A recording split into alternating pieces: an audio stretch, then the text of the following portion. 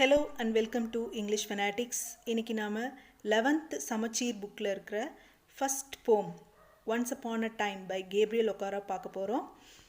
போயம்குள்ளே போகிறதுக்கு முன்னாடி இது வரைக்கும் நம்ம சேனலை சப்ஸ்கிரைப் பண்ணாதவங்க சப்ஸ்கிரைப் பண்ணுங்கள். அப்படியே பக்கத்தில் இருக்க பெல் ஐக்கானை கிளிக் பண்ணுங்கள் ஸோ தட் ஃப்யூச்சரில் வர வீடியோஸை மிஸ் பண்ணாமல் பார்க்கலாம். The poet Gabriel Okara பற்றி பார்த்துடலாம். He was born in 1921 and passed away in 2019. இவர் ஒரு நைஜீரியன் poet and novelist. இவரோட poems நிறைய லாங்குவேஜஸில் டிரான்ஸ்லேட் ஆகிருக்கு. இவரோட poem The Call of the River Nun, அந்த poem வந்துட்டு 1953ல் நைஜீரியன் ஃபெஸ்டிவல் ஆஃப் ஆர்ட்ஸில் பெஸ்ட் அவார்ட் வின் பண்ணியிருக்கு.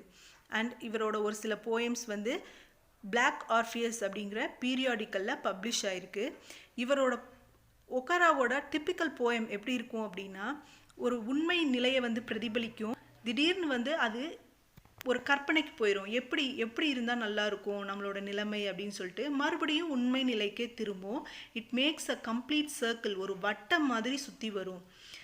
இவரோட போயம்ஸ் அண்ட் நாவல்ஸ் எல்லாமே பார்த்தீங்கன்னா ஆஃப்ரிக்கன் தாட் ஃபோக்லோரை பிரதிபலிக்கிற மாதிரி இருக்கும். அதாவது அவங்களோட நம்பிக்கை, அவங்களோட கல்ச்சர், ட்ரெடிஷன் இதையெல்லாம் பிரதிபலிக்கிற மாதிரி இருக்கும்.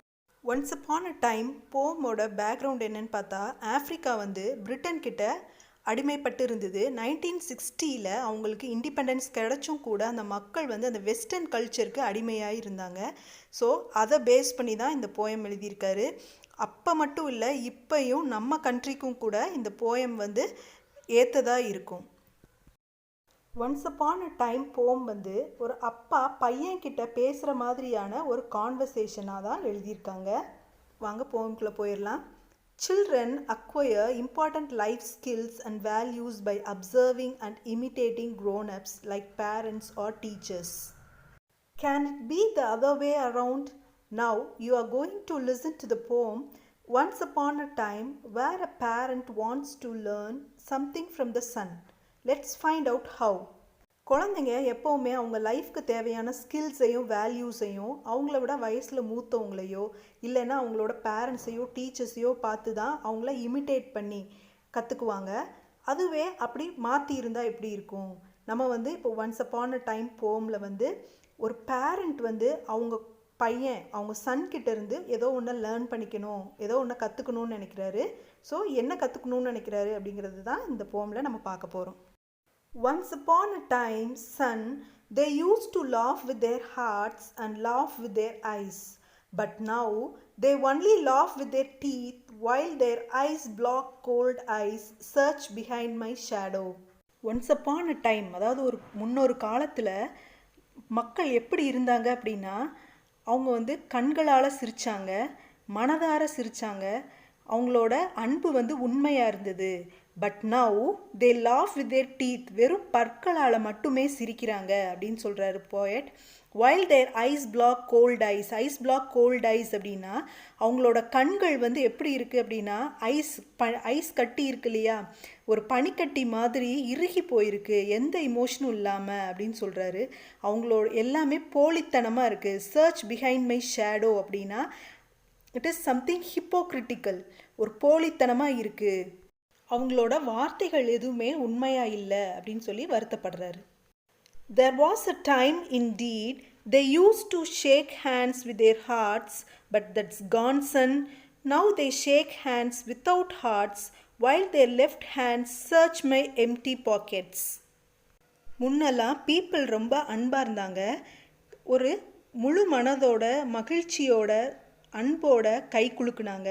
But that's gone son. இப்போ வந்து அந்த மாதிரியெல்லாம் கிடையாது. இப்போ வந்து எப்படி கை குலுக்குறாங்கன்னா, வலது கை இங்கே கை குலுக்கிட்டு இருக்கப்போ ஹேண்ட் ஷேக் பண்ணும்போது இடது கை வந்து என்னோடய எம்டி பாக்கெட்டை வந்து சர்ச் பண்ணுது அப்படின்னு சொல்கிறாரு. அதுக்காக போய் லிட்ரலாக எம்டி பாக்கெட்டை போய் சர்ச் பண்ணுறது, அவங்க பாக்கெட்டில் என்ன வச்சுருக்காங்க அப்படின்னு பார்க்குறது கிடையாது. ஸோ அவங்களோட வேர்த் என்ன, அவங்களுக்கு வந்து பணம் இருக்கா, அவங்களோட செல்வாக்கு என்ன, அவங்களால நமக்கு ஏதாவது ஒரு ஆதாயம் கிடைக்குமா, அவங்கள எப்படி நம்ம யூஸ் பண்ணிக்கலாம் அப்படின்னு சொல்லி மனசில் நினச்சிட்ருப்பாங்க. ஒரு நல்ல எண்ணமே இல்லை இப்போ யாருக்கும் அப்படிங்கிறது தான் நம்ம போய்ட்டு அப்படி சொல்கிறாரு.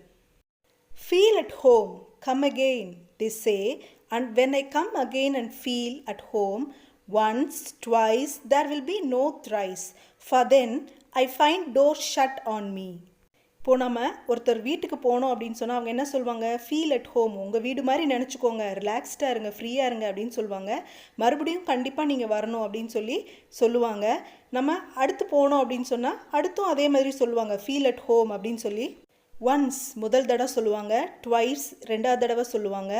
தேர் வில் பி நோ த்ரைஸ் அப்படின்னா மூணாவது தடவை நம்ம அவங்க வீட்டுக்கு போனோம் அப்படின்னு சொன்னால் அவங்க கதவுகளுக்கு அடைக்கப்பட்டிருக்கோம், நம்ம முன்னாடி வந்த மாதிரி அவங்க நம்மளை வெல்கம் பண்ண மாட்டாங்க அப்படின்னு சொல்கிறாரு. என்னென்னா அவங்க பேசுகிறது ஒன்று, செயல் ஒன்றா இருக்கும். அவங்க மனசில் ஒன்று வச்சுட்டு வெளியில் வேறு மாதிரி பேசுகிறாங்க. ஸோ ரொம்ப போலித்தனமாக இருக்குது அவங்களோட பேச்செல்லாம் அப்படின்னு சொல்கிறாரு. So I have learnt many things, son. I have learned to wear many faces like dresses. Home face, office face, street face, host face, cocktail face, with all their conforming smiles like a fixed portrait smile. இப்படி சுற்றி இருக்கவங்கெல்லாம் போலியாக இருக்கிறதுனால Sun நானும் நிறைய விஷயங்களை கற்றுக்கிட்டேன். என்னென்னா எப்படி நம்ம ட்ரெஸ்ஸை இடத்துக்கு தகுந்த மாதிரி சேஞ்ச் பண்ணிகிட்ருக்கோமோ அந்த மாதிரி நான் என்னோடய முகத்தை சேஞ்ச் பண்ணி பழகிட்டேன் அப்படின்னு சொல்கிறாரு. நம்ம எல்லாமே ஒரே மாதிரி ட்ரெஸ் பண்ண மாட்டோம் இல்லையா. வீட்டில் இருக்கும் போது ஒரு மாதிரி ட்ரெஸ் பண்ணுவோம், வெளியில் ஷாப்பிங் போகிறப்போ ஒரு மாதிரி ட்ரெஸ் பண்ணுவோம், ஒரு ஸ்கூலுக்கோ இல்லை ஆஃபீஸ்க்கோ போகிற மாதிரி வேறு மாதிரி ட்ரெஸ் பண்ணுவோம். ஸோ அந்த இடத்துக்கு தகுந்த மாதிரி எப்படி நம்ம ட்ரெஸ்ஸை சேஞ்ச் பண்ணுறோமோ அந்த மாதிரி நான் என் ஃபேஸில் ஒரு மாஸ்க் போட்ட மாதிரி என்னோடய ஃபேஸை சேஞ்ச் பண்ணிக்கிறேன். ஹோம் ஃபேஸ்னால் வீட்டில் இருக்கிறப்ப நான் ஒரு மாதிரி இருப்பேன், ஆஃபீஸ்க்கு போனால் அங்கே வேறு மாதிரி என்னோடய முகம், அதாவது நான் பழகிற விதம், பேசுகிறது எல்லாமே வேறு மாதிரி இருக்கும். ஒரு வீதியில் போகிறப்ப, ஸ்ட்ரீட்டில் போகிறப்ப யாரையாவது ஒருத்தரை பார்க்குறோன்னா அங்கே ஒரு மாதிரி இருக்கும். ஹோஸ்ட் ஃபேஸ் அப்படின்னா வீட்டுக்கு விருந்தாளி வந்தாங்கன்னா அவங்கக்கிட்ட ஒரு மாதிரி நடந்துக்குவேன். காக்டெயில் ஃபேஸ், ஆக்சுவலாக காக்டெயில் அப்படிங்கிறது it is an alcoholic drink. அதில் ஜூஸ், ஃப்ரெஷ் ஜூஸ் இல்லைன்னா க்ரீம் இதெல்லாம் மிக்ஸ் பண்ணி நிறைய மிக்ஸ்சர் தான் அந்த காக்டெயில் அப்படின்றது. ஸோ இந்த மாதிரி என்னோடய ஃபேஸில் மிக்ஸ்டு இமோஷன்ஸ், நிறைய விதமான முக பாவனைகளை நான் கொண்டு இருக்கேன், அதனால் காக்டெயில் ஃபேஸ் அப்படின்னு சொல்கிறாரு. With all their conforming smiles like a fixed portrait smile. அதாவது போர்ட்ரேட்டுங்கிறது ஒரு பிக்சர், ஒரு ஃபோட்டோவில் எப்படி நம்ம சிரித்து ஒரு போஸ் கொடுக்குறோம், அந்த ஸ்மைல் எப்பயாவது மாறுமா, அந்த ஃபோட்டோ எடுத்துட்டோம் அப்படின்னு சொன்னால் அந்த பிக்சரில் அந்த ஸ்மைல் அப்படியே தான் இருக்கும். ஸோ அந்த மாதிரி தான் ஒரு ஃபிக்ஸ்டு போர்ட்ரேட் ஸ்மைலை நான் எல்லார்கிட்டையும் வச்சுருக்கேன், யாரை பார்த்தாலும் நான் அந்த மாதிரி தான் போலித்தனமாக சிரிக்கிறேன் அப்படின்னு சொல்கிறாரு. And I have learned to laugh with only my teeth and shake hands without my heart. I have also learned to say goodbye when I mean good riddance. To say glad to meet you without being glad, and to say it's been nice talking to you after being bored. இன்னும் நிறைய விஷயங்கள் கற்றுக்கிட்டேன். பற்களால் மட்டுமே சிரிக்க கற்றுக்கிட்டேன். முழு மனதோட நான் கை குலுக்கிறது கிடையாது, ஹேண்ட்ஷேக் ஒரு அன்போட பண்ணுறதே கிடையாது. And I have learned also to say goodbye. Goodbye சொல்கிறேன், வெறும் வாயில் சொல்கிறேன், பட் ஆனால் மனசுக்குள்ளே என்ன நினைக்கிறேன், குட் ரிடன்ஸ் அப்படின்னு நினைக்கிறேன். ஐயோ என்னை விட்டு போனால் போதும், நீ போயிட்டியா, ரொம்ப சந்தோஷம் அப்படின்னு சொல்லி மனசுக்குள்ளே நினச்சிக்கிறேன். To say glad to meet you, நம்ம என்ன சொல்கிறோம், கிளாட்னா என்ன, happy, oh happy to meet you, glad to meet you அப்படின்னு சொல்கிறோம். ஆனால் வித்தவுட் பீயிங் கிளாட், ஆனால் அவங்கள சந்தித்ததில் எந்த மகிழ்ச்சியுமே இருக்கிறதில்ல. It's be nice talking to you அப்படின்னு சொல்கிறோம். என்ன உங்ககிட்ட பேசிகிட்டு இருந்ததில் ரொம்ப மகிழ்ச்சி அப்படின்னு சொல்கிறோம். ஆனால் அவங்க பேசிகிட்டு இருக்கும்போதே ரொம்ப போர்டானதுக்கப்புறமா போரிங்காக ஃபீல் பண்ணுவோம். ஆனால் அதுக்கப்புறமா நைஸ் டாக்கிங் டு யூ அப்படின்னு சொல்லி பொய்யா நானும் சொல்ல பழகிட்டேன் அப்படின்னு சொல்கிறாரு. But believe me son, I want to be what I used to be when I was like you. I want to unlearn all these muting things. Most of all, I want to relearn how to laugh, for my laugh in the mirror shows only my teeth like a snake's bare fangs. Poet அவங்க பையன்கிட்ட சொல்கிறாரு, believe me, என்னை நம்பு, நீ ஒன்றை மாதிரி நான் குழந்தையாக இருக்கிறப்ப, அதாவது பையனாக இருக்கிறப்ப நான் எப்படி இருந்தேனோ அது மாதிரி இப்போ இருக்கணும்னு ஆசைப்பட்றேன். நான் இந்த மாதிரி மியூட்டிங் திங்ஸ் அப்படின்னா இந்த போலித்தனமான விஷயங்களை அன்லேர்ன் பண்ணணும் அப்படின்னா மறக்கணும்னு நினைக்கிறேன் அப்படின்னு சொல்கிறாரு. ஐ வாண்ட் டு ரீலேர்ன்னா மறுபடியும் அதெல்லாம் கற்றுக்கணும், பழைய விஷயங்களை ஹவு டு லாஃப், எப்படி வந்து உண்மையாக சிரிக்கிறது அப்படிங்கிறத கற்றுக்கணும் அப்படின்னு நினைக்கிறேன் அப்படின்னு சொல்கிறாரு. And for my laugh in the mirror, நான் கண்ணாடியில் பார்க்குறப்ப நான் சிரித்து பார்க்குறப்ப என்னோடய பற்கள் வந்து ஸ்னேக்கோட பேர் ஃபேங்ஸ் அப்படின்னா அந்த வெனாமஸ் பாய்சனஸ் டங், ஸ்னேக்கோட டங்கில் இருக்கு இல்லையா, அந்த மாதிரி வந்து என்னோடய பற்கள் தெரியுதுன்னு சொல்கிறாரு. So show me son how to laugh, show me how I used to laugh and smile once upon a time when I was like you. So இந்த போயட் வந்து அவங்க சன் கிட்டேருந்து லேர்ன் பண்ணணும்னு நினைக்கிறாரு. எப்படி உண்மையாக சிரிக்கிறது, இன்னசென்ட்டாக ஒரு அன்போட சிரிக்கிறது அப்படின்னு சொல்லி அவங்க பையன்கிட்டேருந்து கற்றுக்கணும்னு நினைக்கிறாரு. அவர் எப்படி குழந்தையாக இருக்கப்போ அதே மாதிரி இன்னசென்ட்டாக ஒரு நல்ல ஸ்மைல், அன்பான ஒரு சிரிப்பு சிரித்தாரோ ஒன்ஸ் அப்பான் அ டைம், அந்த மாதிரி இப்போ பழகிக்கணும், பையன்கிட்டேருந்து கற்றுக்கணும் அப்படின்னு சொல்லி நினைக்கிறாரு. நெக்ஸ்ட்டு இந்த போயமில் உள்ள ஃபிகர்ஸ் ஆஃப் ஸ்பீச் பார்த்துடலாம். மெயினாக சிமிலி அண்ட் மெட்டஃபர் தான் இந்த போயமில் இருக்குது. சிமிலி அப்படின்னா நமக்கு நல்லாவே தெரியும். எப்படி ஈஸியாக கண்டுபிடிக்கலாம், லைக்குன்ற வேர்டு வந்திருக்கும், இல்லைனா ஆஸ் வந்திருக்கும், ஏஎஸ் ஆஸ் இல்லைனா லைக் வந்திருக்கும். ஸோ அப்போ சிமிலின்னு ஈஸியாக கண்டுபிடிச்சிக்கலாம். பட் சிமிலினா என்ன அப்படின்றத தெரிஞ்சுக்கணும். சிமிலினா கம்பேரிங் டூ டிஃப்ரெண்ட் திங்ஸ், ரெண்டு வேறு பொருள்களை வந்து கம்பேர் பண்ணுறது. இப்போ எக்ஸாம்பிள் பாருங்கள், ஒரு சிமிலிக்கு ஒரு எக்ஸாம்பிள் கொடுத்துருக்கேன். He fought like a lion in the battle, அவன் போரில் சிங்கம் மாதிரி சண்டை போட்டான் அப்படின்னு இருக்குது. மாதிரி அப்படிங்கிறது தான் அந்த லைக்குன்ற வேர்டு வந்திருக்கு. ஸோ அவனை வந்து சிங்கத்தோட இங்கே கம்பேர் பண்ணியிருக்காங்க, ஒப்பிட்டுருக்காங்க. நெக்ஸ்ட்டு மெட்டஃபர்னா என்ன அப்படின்னு பார்க்கலாம். அதுவும் ஒப்பிடுதல் தான். ஆனால் எப்படி அதுக்கும் சிமிலிக்கும் மெட்டஃபருக்கும் என்ன டிஃப்ரென்ஸ்? சென்டென்ஸ் பாருங்கள். He was a lion in the battle, அவன் போரில் சிங்கமாகவே மாறிட்டான் அப்படின்னு இருக்குது. ஸோ எந்த பொருளோட கம்பேர் பண்ணியிருக்காங்களோ அந்த பொருளாகவே அவன் ஆயிட்டான், இல்லை அது மாறிடுச்சு அப்படின்னு சொல்கிறது தான் வந்து metaphor. Once upon a time போயமில் பார்த்தீங்கன்னா ஐஸ் பிளாக் கோல்டு ஐஸ் அப்படின்னு இருக்குது.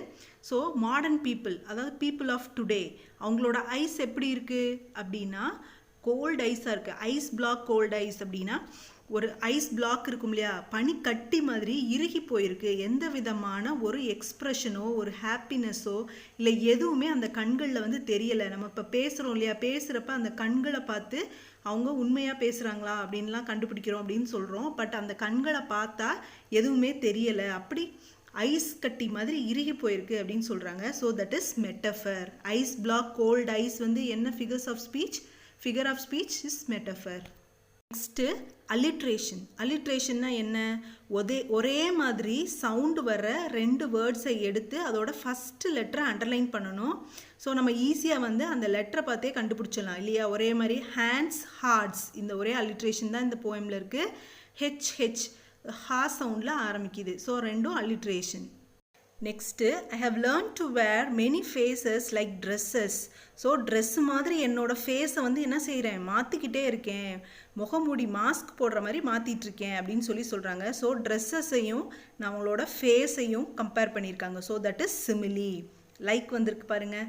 நெக்ஸ்ட்டு லைன் பாருங்கள். Like a fixed portrait smile அப்படின்னு இருக்குது. என்னோடய ஸ்மைல் வந்து எப்படி இருக்குது, ஒரு புகைப்படம், அதாவது ஒரு ஃபோட்டோவில் பார்க்குற மாதிரி ஒரு ஸ்மைலாக தான் இருக்குது. இந்த சென்டென்ஸ்லையும் ஈஸியாக கண்டுபிடிக்கிறதுக்கு லைக்குன்ற வேர்டு வந்திருக்கு. Next line. For my laugh in the mirror shows only my teeth like a snakes பேர் ஃபேங்ஸ்.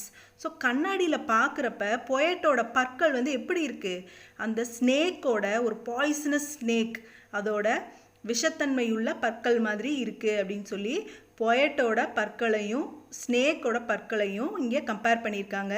லைக்கும் வந்திருக்கு. So this is simile. Next ERC பார்க்கலாம். ERC அப்படின்னா explain the following lines with reference to the context அப்படின்னு தான் அங்கே வந்து question இருக்கும். அதுக்கு கீழே வந்து போயம் லைன்ஸ் 1 or 2 லைன்ஸ் கொடுத்துருப்பாங்க. ஸோ நம்ம வந்து அதை எப்படி எழுதலாம் அப்படின்னு இப்போ பார்க்கலாம். For example, once upon a time son they use to laugh with their hearts, இதுதான் போயம் லைன்ஸ். கீழே வந்து பாருங்கள் ரெஃபரன்ஸ்னு எழுதியிருக்கோம். ரெஃபரன்ஸ்னு எழுதிட்டு these lines are taken from, போயட்டோட பேர் கேப்ரியல் ஒக்காராஸ் போயமோட நேம் எழுதியிருக்கோம், ஒன்ஸ் அப்பான் அ டைம். அடுத்து கான்டெக்ஸ்ட், எந்த கான்டெக்ஸ்டில் எந்த சூழ்நிலையில் இந்த லைனை வந்து போயட் சொல்லியிருக்காரு அப்படின்னு சொல்லிட்டு இங்கே கான்டெக்ஸ்ட் வந்து the poet tells his son how the people were honest in olden days. So இந்த லைனோட என்ன கான்டெக்ட்ன்றதை இங்கே சொல்லியாச்சு. நெக்ஸ்ட் அந்த லைனை எக்ஸ்பிளைன் பண்ணணும். Explanation. In olden days people use to laugh whole heartedly and with warmth. ERC attend பண்ணுறதுக்கு போயமில் நல்ல தரோவாக இருக்கணும். அப்போ தான் எந்த போயம்லேருந்து இந்த லைன்ஸ் எடுத்திருக்காங்க அப்படின்னு சொல்லி ஈஸியாக ஐடென்டிஃபை பண்ண முடியும். Next line, there will be no thrice.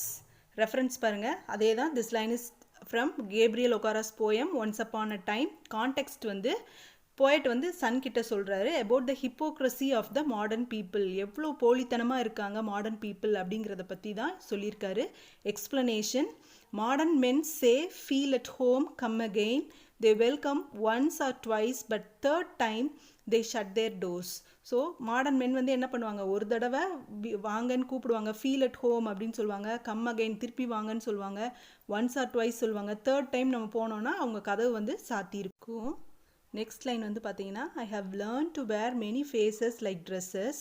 வந்து பார்த்தீங்கன்னா அதே தான். This line is taken from Gabriel Okara's poem once upon a time. Context வந்து போயட் வந்து சன் கிட்ட சொல்கிறாரு, நான் வந்து ட்ரெஸ்ஸை மாற்றிக்கிற மாதிரி சுச்சுவேஷனுக்கு தகுந்த மாதிரி ஆக்ட் பண்ண கற்றுக்கிட்டேன். Explanation. The poet has learn to change his face like changing dresses according to the place and situation. So இடத்துக்கு தகுந்த மாதிரி சுச்சுவேஷனுக்கு தகுந்த மாதிரி ட்ரெஸ்ஸை மாற்றுற மாதிரி நான் வந்து என்னோடய ஃபேஸ் ரியாக்ஷன்ஸு என்னோட மாஸ்க் போட்ட மாதிரி மாற்றிக்கிறேன். Next line, I want to be what I used to be. Reference அதே தான். கான்டெக்ஸ்ட் வந்து the poet wants to regain his childhood innocence. குழந்தையில் இருந்த மாதிரியே வந்து அந்த இன்னசென்ஸை வந்து இப்போயும் கொண்டு வரணும்னு நினைக்கிறாரு. Explanation. The poet wishes to be honest as he was in his childhood. So சைல்ட்ஹுட்டில் எப்படி ஆனஸ்ட்டாக உண்மையாக இருந்தாரோ அந்த மாதிரி இப்போயும் இருக்கணும்னு ஆசைப்படுறாரு. ERCயில் ரெஃபரன்ஸ் அண்ட் கான்டெக்ஸ்ட் எழுதணும்னு அவசியம் கிடையாது, ஏன்னா அதுக்கு வந்து மார்க் அலாட்மெண்ட் கிடையாது. இப்போ இந்த மாதிரி கூட சிம்பிளாக உங்களுக்கு அது கஷ்டமாக இருந்ததுன்னா சிம்பிளாக இப்படி கூட எழுதிக்கலாம். நேம் ஆஃப் த போயம், என்ன போயமோ அதோட நேம் எழுதிக்கலாம். Name of the poet Gabriel Okara அந்த மாதிரி எழுதிட்டு எக்ஸ்பிளனேஷன் வந்து ஒரு சிம்பிளாக ஒரு லைனில் கூட எழுதிக்கலாம், 1 or 2 லைன்ஸில். So each carries 1 mark. அப்போ 3 மார்க்ஸ் டோட்டலாக. ஸோ உங்களுக்கு இந்த வீடியோ புரிஞ்சிருக்கும்னு நம்புகிறேன். உங்களுக்கு இந்த வீடியோ பிடிச்சதுன்னா லைக் பண்ணுங்கள், ஷேர் பண்ணுங்கள். இது வரைக்கும் நம்ம சேனலை சப்ஸ்கிரைப் பண்ணாதவங்க சப்ஸ்கிரைப் பண்ணுங்கள். தேங்க்ஸ் ஃபார் வாட்சிங்.